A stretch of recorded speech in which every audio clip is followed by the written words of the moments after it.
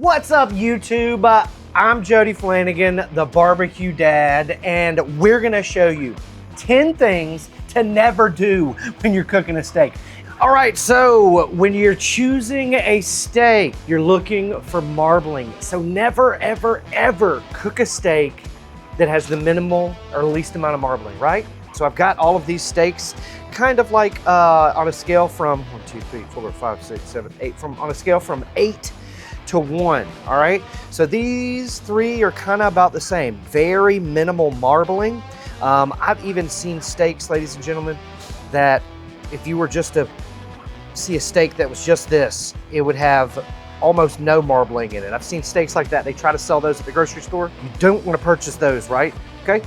Now this marbling right here is good. This is good, but it's very minimal, right? Okay, so we're getting a little bit more marbling. A little bit more marbling. There we go. This is what I'm talking about, right? So if I didn't want to spend premium, right, I would choose right in this section right here, right? So this is a great steak that I would choose.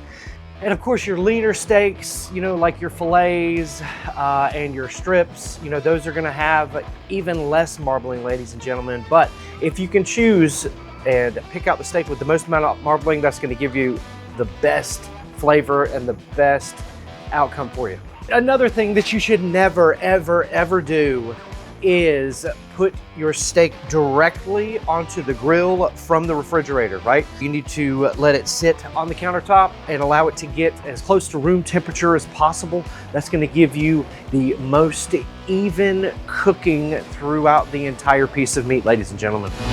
Never season this bad boy up with a rub that has a high content of sugar. Why? Okay, we're gonna be cooking this bad boy more than likely at a high temperature, right? Cook it at a higher temperature, that sugar in the rub is more than likely going to burn and give you a negative flavor as opposed to a positive flavor. That Maillard reaction is not gonna be a reaction, it's gonna be a burning sensation that you're gonna taste on your taste buds. That's not good.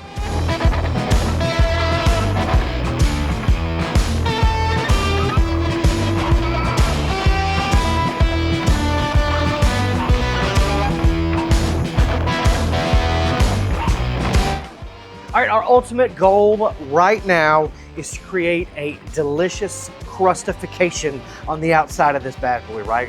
We don't want to burn it. We want to create a Maillard reaction that gives us that amazing flavor, right? So we're not going to be flipping these steaks constantly, right? Okay, we are going to let them sit, baby. We're going to allow our steaks to create a Maillard reaction with that flame. Have flavor babies. We want them to get that crust on them on one side. We'll flip it over, allow that other side to get some crust, and then we are done. Extra tip, when you go to flip the steaks, if they stick, they're not ready to flip, right? Oh yeah, this is ready to flip. I mean, goodness gracious, great balls of fire. Look at that crustification, y'all. All right, when it comes to flipping these bad boys, okay? Never, never, never flip them with a fork or a meat hook, right? All these do is poke holes into our steak, therefore allowing the juices to escape. We want all of those delicious beefy juices to stay contained on the inside of these bad boys, right? So if we go to poke a bunch of holes in these to flip them or just to grab them, that's a no-no. Never, never, never flip your steak with forks or meat hooks. All right, when you're letting your steaks cook, you never, never, never, never want to take the spatula and push down on them, squishing those delicious juices out of our muscle, right? Use your spatula to flip the steaks, right? Don't use your spatula to squish the steaks. These aren't smash burgers, baby. These are steaks. They need to be plumped up and treated like a baby. Don't squish them with your spatula. And never, never, never rush the cook, right?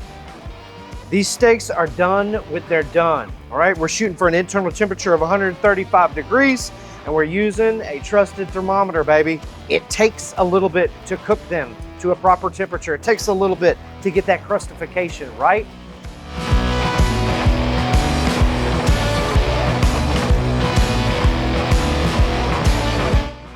Right when these things come off of the grill is not the time to bust out the fork and knife and start cutting into these bad boys, right?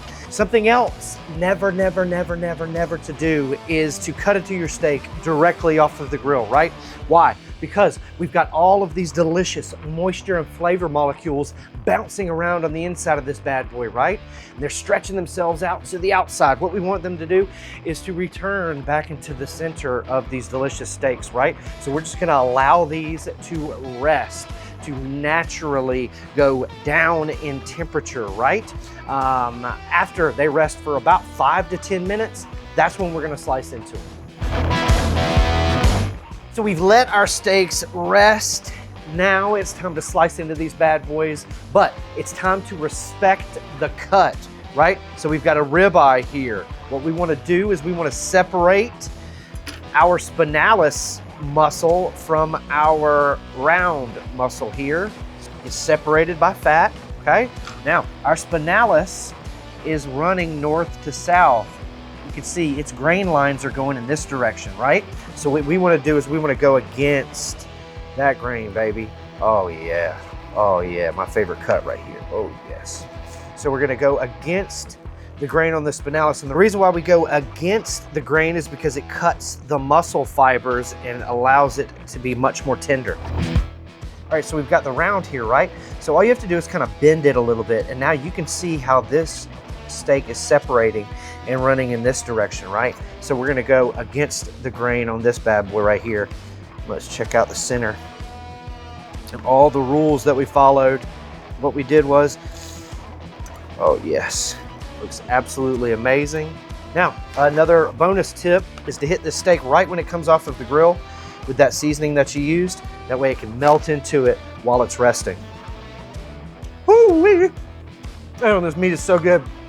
Ladies and gentlemen, if you want to learn how to cook amazing food on amazing grills, the recteq wood pellet grills, make sure you like this video.